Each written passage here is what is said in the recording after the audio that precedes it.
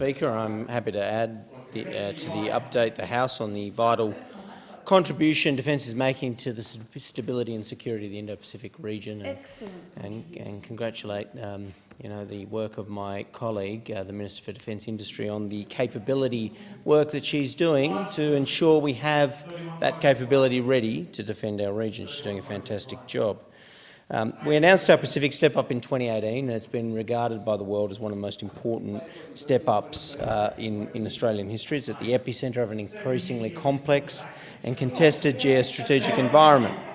2 years later, we face a post-COVID world that is poorer, more perilous and more contested than we could have foreseen 2 years ago.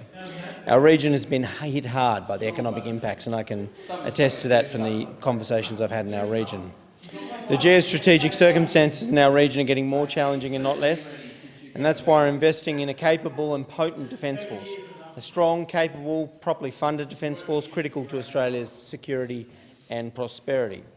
And the Morrison government, I think members opposite will be pleased to know, has delivered on our commitment to grow the budget to 2% of GDP defence funding, something which needed to be restored from record lows under the previous governments. In fact, the figures, if the member for Shortland wanted to hear them but he's stepped out, this government's investing $575 billion in defence over 10 years, a record spend for an Australian government, but $270 billion of which is capability acquisition. $270 billion in capability.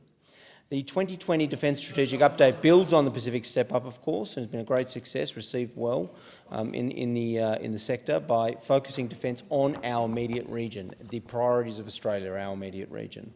The Pacific Step-Up and the Strategic Update put us in a stronger position to support our Pacific neighbours, our Southeast Asian partners throughout the pandemic, and the Morrison government's delivering support that is COVID-safe and recovery-focused.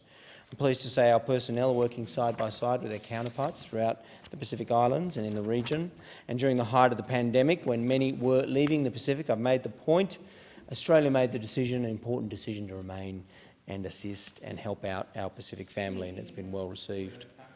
The transformation of Fiji's Black Rock facilities is a great example of how we're getting on with the job in a COVID-safe way during the pandemic, and we're also working in Papua New Guinea and Vanuatu on regional infrastructure projects that are defence-based. These projects are expected to create around 350 jobs in PNG, 555 jobs in Fiji and 178 jobs in Vanuatu, with more to come, and never have these jobs been more needed than at this time. We're investing an additional $124 million for security infrastructure, including for the border and patrol boat outpost for the Solomon Islands. And I've seen the economic and security benefits our defence engagement has made to community islands of the Pacific, and it is essential to our security for our region. A centrepiece of Australia's defence engagement in the South Pacific is, of course, the Pacific Maritime Security Program, a program with which the Minister for Defence Industry is very familiar with.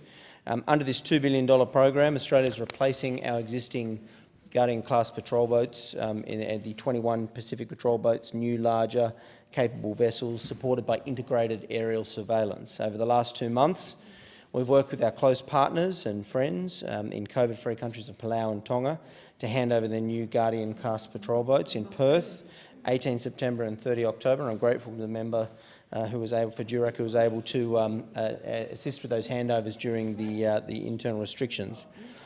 We've safely brought their crews to Australia. We've taken them through the intensive training that they require, and we've been able to ensure those crews have returned in-country and those boats have continued to operate, fighting the good fight against illegal fishing, securing territorial waters, and making sure we have a secure and safe region. The Guardian-class patrol boats are a great success story for Australia's growing defence industry, supporting about 400 direct and indirect Australian jobs. And the Morrison government understands we will need to bring together all our efforts to support the Pacific and help them recover from the COVID-19 pandemic, and that is what I am doing. Sitting across multiple portfolios, bringing defence international development into a cohesive strategic initiative has, of course, something I'll speak about tomorrow in more detail, but our partnerships for recovery and our country-specific plans, tied in with our defence cooperation programs and other defence programs, has made a big difference at this critical time. Our Pacific family has well received our efforts. It's our national interest to keep investing in building security and stability in our region, and I endorse this appropriation.